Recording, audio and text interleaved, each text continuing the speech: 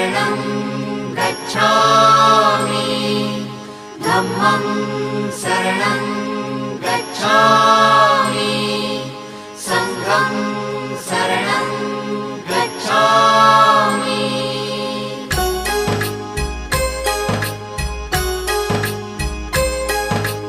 बुद्धं शरणं गच्छामि